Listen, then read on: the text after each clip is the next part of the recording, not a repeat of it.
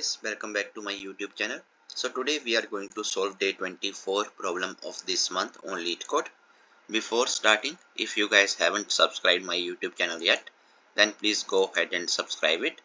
Now without any delay, let's get started with today's problem.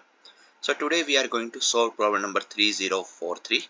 Find the length of the longest common prefix. Okay, so in this problem, you are given two arrays with positive integers, array 1 and array 2. Okay, so two arrays are given to us with positive integers. Okay, a prefix of a positive integer is an integer formed by one or more of its digits starting from its leftmost digit.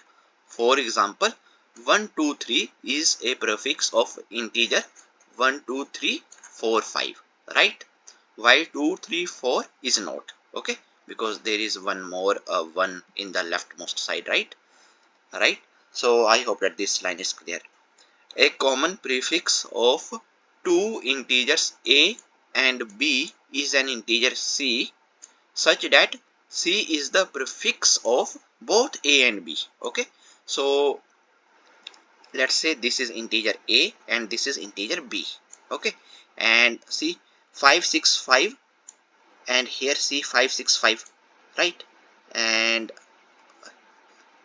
5655 you can say. Okay, you can treat this as well. Okay, so this has a common prefix of 5655. Okay, so we can say 5 here as well, right? While 1, 2, 2, 3 and 4, 3, 4, 5, 6 do not have a common prefix.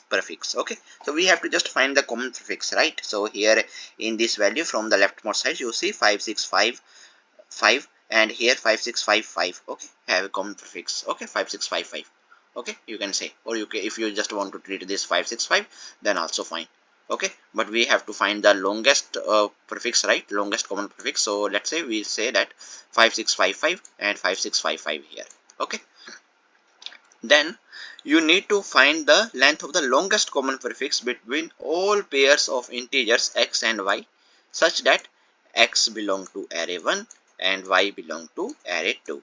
Okay, we have to return the length of the longest common prefix among all pairs. If no common prefix exists among them, then simply return 0. Okay, so I hope that you guys are clear with the problem statement.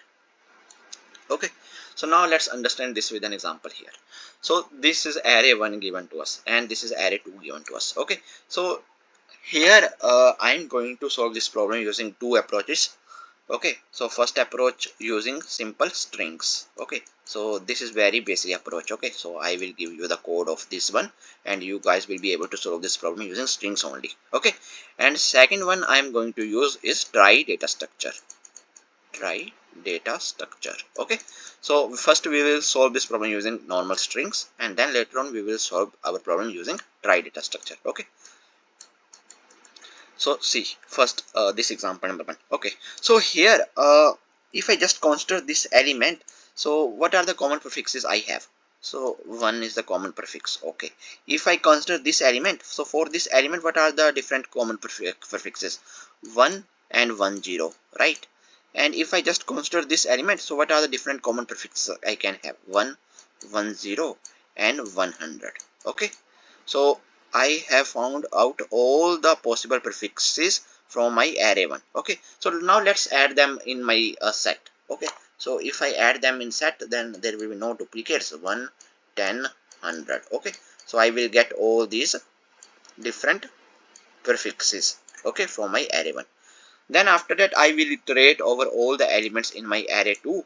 Okay, so for this array 2, first let's say how many different prefixes I can have. So I can have this prefix 1. So 1 is there, right? 1 and 1 is there in my array 1. Okay, so this is a set. Okay, and then after that I am checking this. So this one, okay, so this is common prefix for array 2. Okay, so 1 and 1 both are matching, so common prefix, so length is 1 right now. Then I see that 1, 0 is also one of the prefix that I can get from my array 2, and this 10 is there in my set. So I will update my length of the longest substring to length of the longest common prefix to 2. Okay, then I see that 100 is also there as a prefix in my array 2, right? and this 100 is also there in my set, right? And the length of this one is 3, so I'm just going to update the length as 3. Okay, then this array 2 can have one more one more prefix, okay, 1000, but this 1000 is not there in my set, right? So I'm not going to evaluate this. Okay, so from array 2 I get that this 100 is the common prefix between both array 2 and array 1, and the length of this 100 is 3. Okay, so the longest common prefix of 1 and 1000 is 1, longest common prefix of 10 and 1000 is 10, the longest common prefix of 100 and 1000 is 100. Okay, so this is one way. So simple, find all the prefixes from this array 1, okay, of all the elements, and add them in set. Then try to check all the prefixes in array 2 and see if they are in there in set. Okay, if they are there in our set, then just find the length of that and return the length which is maximum, okay, in the end. So this is one way. So here in this example 2, so 1 is having just common prefix as 1, 2 is having prefix as 2 only, 3 is having prefix 3 only. Then I will search for the prefixes of this array 2 in my set, but I will not find anything, right? There exists no common prefix for any pair array 1 of I, array 2 of j, hence we return 0. Okay, note that a common prefixes between elements of the same array do not count. Okay, so no, we don't need to count like this 4 and 4. Okay, common prefix. So common prefixes between elements of the same array do not count. Okay, so I hope that you guys are clear. Okay, so now let's write the code with this simple approach using strings only. Okay, so this is not tough. Okay, this strings approach. So let me just move over to the code here. So first let's iterate over all the elements in my array 1. Okay, so first let's do one thing here. Let's create one set. Okay, so hash set, and in this I'm just going to pass the integers, right?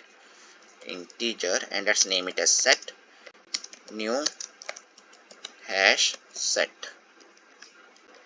Okay, and then after that let's calculate the length of my array 1 dot length. And now let's take one variable int result is equal to 0. Okay, in this I'm going to store my final result. And now let's iterate over all the elements in my array 1 by 1, 10, 100. Okay, all the elements I want to iterate. So int I is equal to 0, I is less than n1, I plus plus, and here let's treat this one as a string.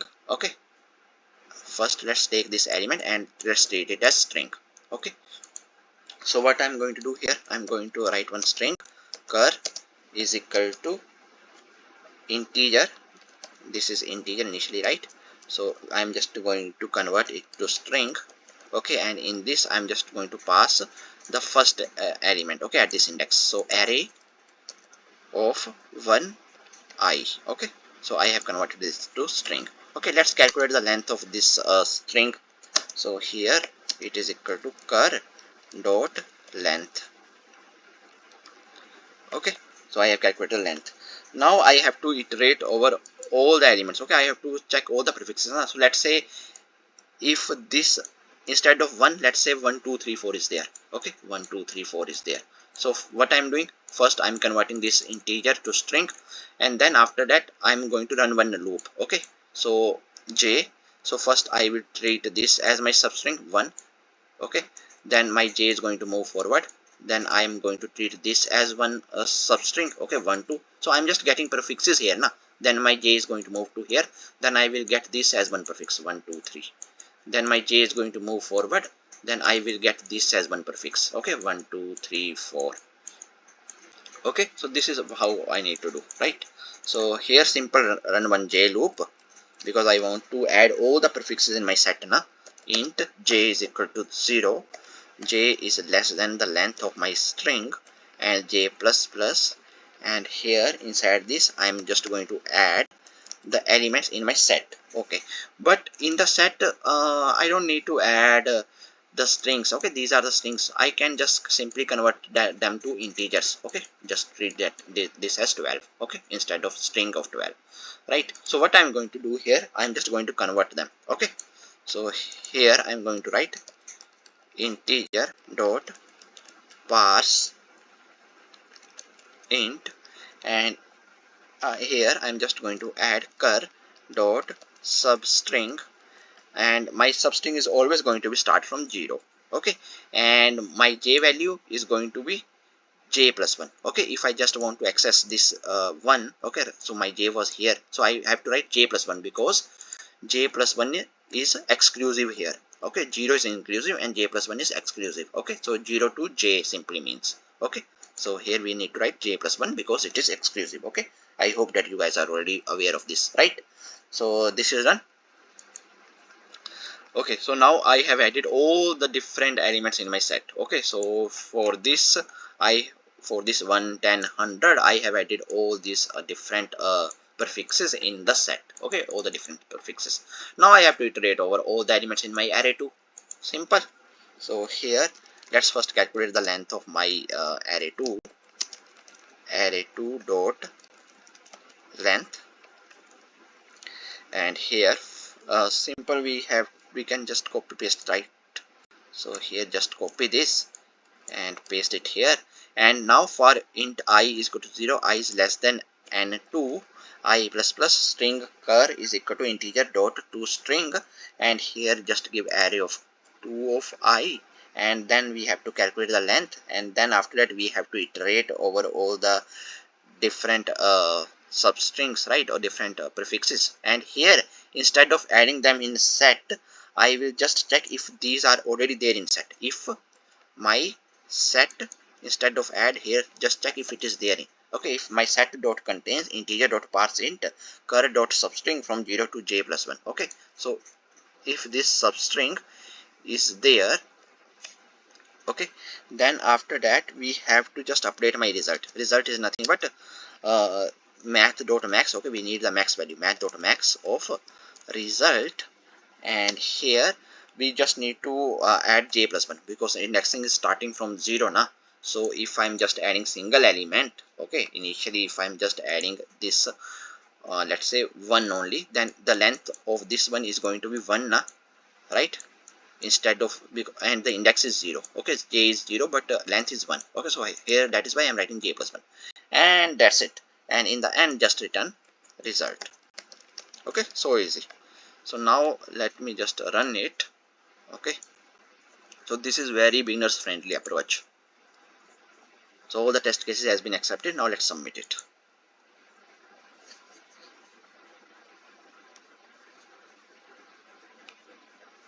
So see, our solution is accepted, right?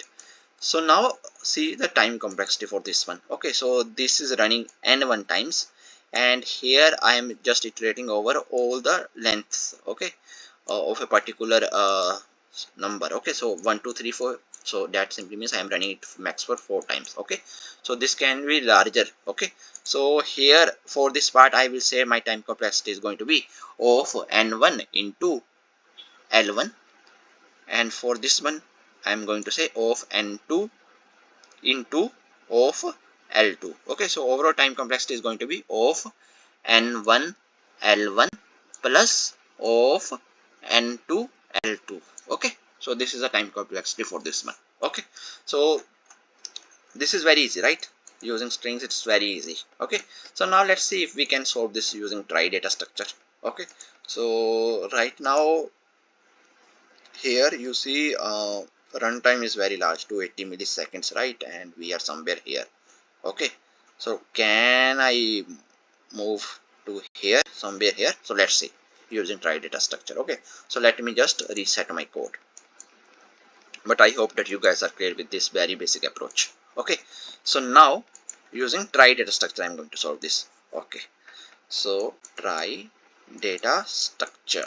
Okay, so in Trie data structure how it works, so let's say I have two numbers 1 2 3 4 and 1 2 3 5. Okay, so now if I want to add these in my Trie data structure, okay, so I can represent them like this. Okay, so let's say this is my root, okay, and then this root has one children 1. Okay, I am here. Okay, let's say.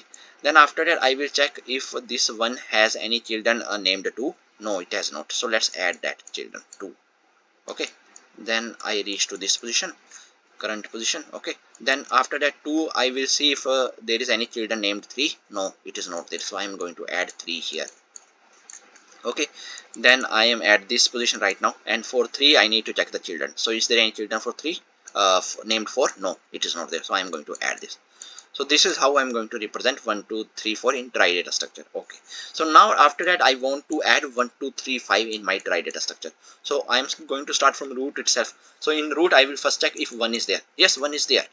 Okay, so just treat this as your next node. Okay, current node. Okay, so now for this current node I will check if 2 is there. Yes, 2 is there. So treat this as my current node. So now I need this children 3. Okay, so 3 is also there. So I will treat this as my current node. For 3 I need the children as 5. But 5 is not there. So I can represent, I will create one more children for this 3, that is 5. Okay, so here if you read it like this, so here I have value as 1. Here I have values as 1 2. Here I have values as 1 2 3. And then here I have values as 1 2 3 4. Okay, and here I have values as 1 2 3 5. Okay, so this is how my trie data structure works, right? So this is what we need to do. So here see, I have numbers like this only now. We have only positive integers in array 1 and array 2. Okay, so definitely these are going to be integers only. So at this place I can have number from 0 to 9. At this position I can have numbers from 0 to 9. Okay, so I will just check now if this particular root has that particular children in the range 0 to 9. If it is not there, then I will just create one children. Okay, this is what I need to do, right? So here first thing in the starting. Okay, so let's write the code side by side and let's understand this trie data structure. Okay, so here first thing you need to do here, let me just zoom it. Okay, so here inside this just create one class, private class, and let's name it as trie. Okay, and here inside this just create children, trie, and here children. Okay, and here just write new and trie, and here this array not so simple, give the size as 10 because we can have children from 0 to 9. Okay, so this is done. This is the first thing that you need to do here. Okay, then after that what I will do here in this longest common prefix. Okay, so I will just initialize my root as trie root new trie. Okay, so I have initialized it. Okay, and then after that I am going to iterate over all the numbers in my array 1. Okay, in my array 1 I am going to iterate over all the numbers. So here I am just going to write, okay, for int, I'm using simple for each loop, int num in my array 1. Okay, this is done. Then after that we have to find one placeholder. Okay, now what is this placeholder? Okay, so in this placeholder I'm just going to call one method, get most significant and place. Okay, here you can write most significant place. Okay, and in this just going to pass num. Okay, number, current number. Okay, so let's say in my let's say this is a number. Okay, 1 2 3 4. So I have one array 1. Okay, in array 1 I have number like this 1 2 3 4, and there are many other numbers as well, but let's say first this is the number that I encountered, right? So I have to find the placeholder for this one. So placeholder simply means here what I need to do, I am going to call this method get most significant place, and in this method first I am going to initialize my placeholder as 1. Then after that I am just going to multiply this placeholder value with 10. Placeholder value I'm just going to multiply with 10, and until it is less than 1 2 3 4. Okay, so this is what I need to do. So initially it is 1, then I will multiply it with 10, I will get 10. So 10 is also less than equal to 1 2 3 4.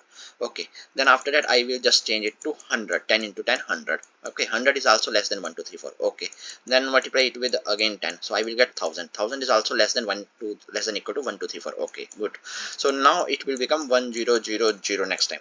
Okay, but this time this number will become greater than 1 2 3 4. Okay, so now I don't need to do anything. Okay, so I am just going to return this value as my placeholder 1000. So simply, okay, I am getting 1000 for this 1 2 3 4. Okay, simply I will get placeholder as 1000. Okay, for this one. Now why I need this 1000? Because using this placeholder as 1000 I will get my most significant bit, okay, from the left side. Okay, this bit. So let's say there is any another number 2 3 4 5. So for this also I will get my placeholder as 1000.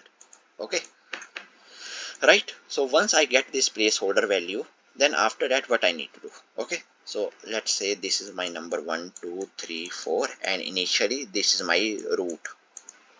So I will get my placeholder as 1000 for this 1 2 3 4. I will just simply divide this number with 1000 and then I will take its modulus with 10. So what I will get here? 1 2 3 4 divided by 1000, I will get 1. 1 modulus with 10, I will get 1. And then after that I am going to check if this 1 is there for this root. Okay, if this root has children 1, if it is not there I am going to add 1. Okay, this is done. Then once I added this 1, okay, then after that what I will do, I will just update my placeholder as initially it was 1000, then I will just divide it by 10, I will get 100. Okay, so now once I get it 100, then again I have to do this same formula. Okay, this same formula 1 2 3 4 divided by, instead of 1000 write 100 and modulus with 10. So here what I will get? So here in this part just divide now 1 2 3 4. Okay, this is the number, right? So here you will divide it with let's say 12. Okay, so you will get 1200 and the remainder is 34, right? So here you will get 12 modulus with 10. So 12 modulus of 10, so we need the remainder. Okay, so 10 divided by 12, you will get 2 as remainder. Then I will check this one has this child 2 that I am getting from here. No, it is not there, so I am going to add that 2. Okay, then again my placeholder will be updated to placeholder divided by 10. So 100 divided by 10, I will get 10. Okay, then again 1 2 3 4, again I need to do the same thing. 1 3 2 3 4 divided by 10 modulus with 10. So here I will get 1 2 3. So 1 2 3 modulus with 10. Okay, so what will I get? I will get 3 here. Okay, then I will just add 3 here if 3 is not there. Okay, so this is what we need to do. So this is the purpose of this placeholder. Okay, so it will just write 1000 if it is 4-digit number. Okay, right, and if it is 5-digit number, then it will write 5 digits. Okay, 10,000, something like that. Okay, so in this is useful for finding the significant bits. Okay, whatever the bits that we need one by one. Okay, so that's the purpose of this one. So here can I write this get most significant place first? Okay, so this is where my this loop ends. So here let me just write it. Private int get most significant place, and in this I'm just going to pass number. So here I told you first take my placeholder, place value, you can say place value is equal to 1, then just simply run one while loop and here write place value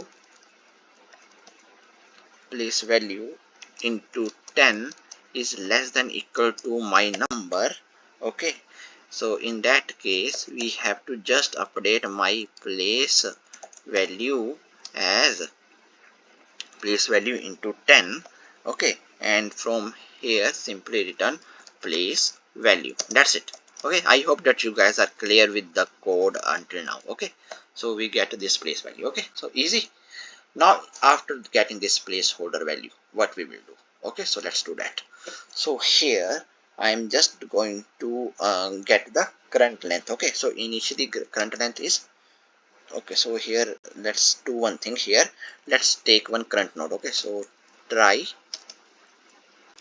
current node, and I'm just going to point it to root. Okay, so let's say this is my current node. Okay, initially this is my current node. Then after that, what I will do here, I will check, I will run one while loop, and here I'm just going to check if my place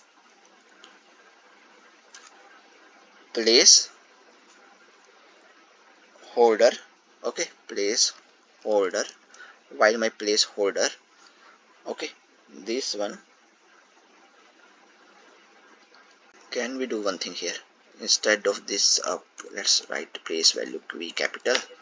Okay, I will use simply here place value everywhere, this place value. I don't want you guys to get confused here, so here instead of placeholder just write place value. Okay, so here while my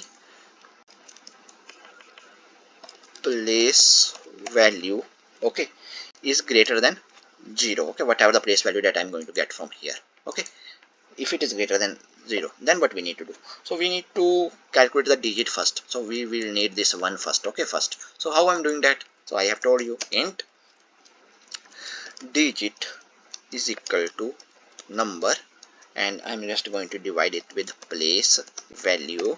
Okay, and after dividing it with place value, I'm just going to take the modulus with 10. Okay, that's it.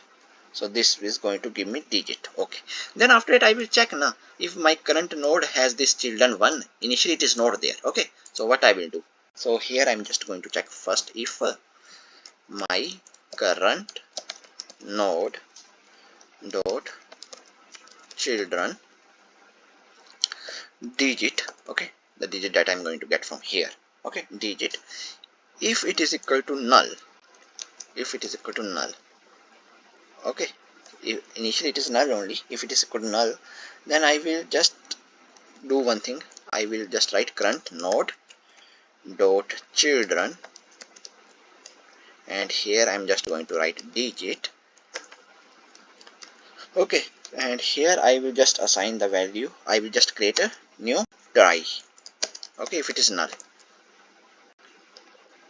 okay, I will just create a new trie. Okay, this is done. Then after that I will just add this value. Okay, current node, my current node, okay, this is going to become current node dot children of digit. Let me just copy it, current node of children dot digit. Okay, and then we have to just reduce the place value by 10. Okay, this is what we are doing, right? So here I am just checking while my place value is greater than 0, then we have to find that digit, and then after that I'm checking if my current node dot children of digit is equal to null. Okay, if I don't have that particular child, okay, if I don't have this particular child 1 for this root, then I will, but what I will do, I will just create one a new trie, and then after that I will just point my next children as my new current node. Okay, this is what I'm doing here. Okay, this is done. This is where my for loops ends, and now here what we need to do, let's take this is where this function ends, and this is where this ends. Okay, so now what we need to do here, int max length.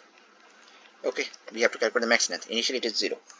Okay, now we have to iterate over our next values. Okay, so can I just simply copy this? I will update it. Okay, so for int num of, here we need to write array 2, and then place value is going to get most significant place num. Okay, again I will get most significant place. Okay, again, then my current length, here let's take one thing, here let's create one variable current length.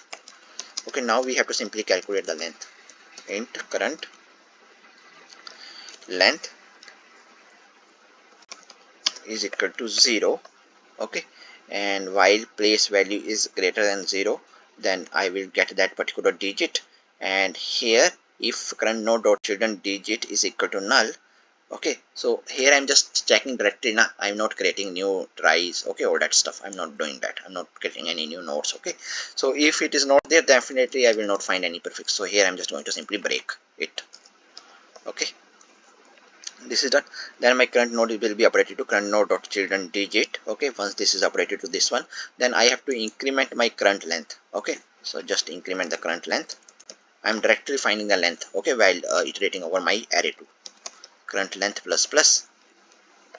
Okay, then here we have to update my max length as well. Max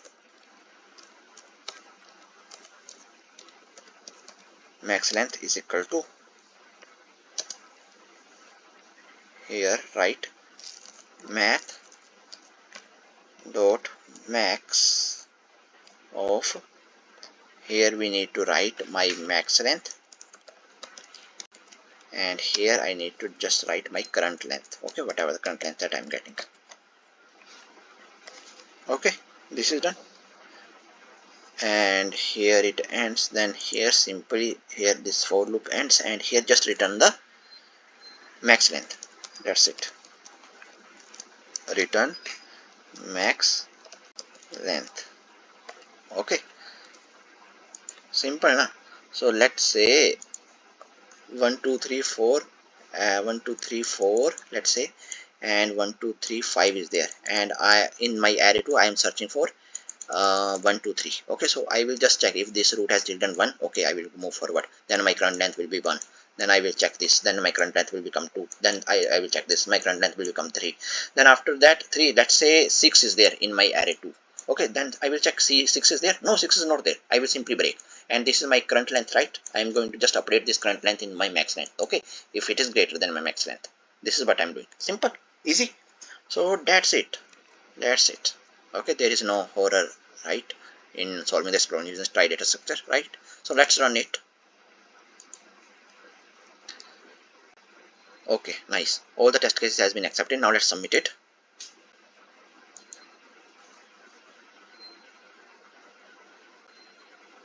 So see, we have solved this problem in just 22 milliseconds. And right now we are at here. When we solved this problem using strings, I think we were somewhere here around 270 to 80, right? And now it beats around 99.91% of users with Java, right?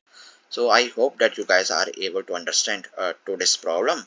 And here you can see the time complexity from here. So time complexity is nothing but of n only, right? Since we are just iterating over all the numbers, right?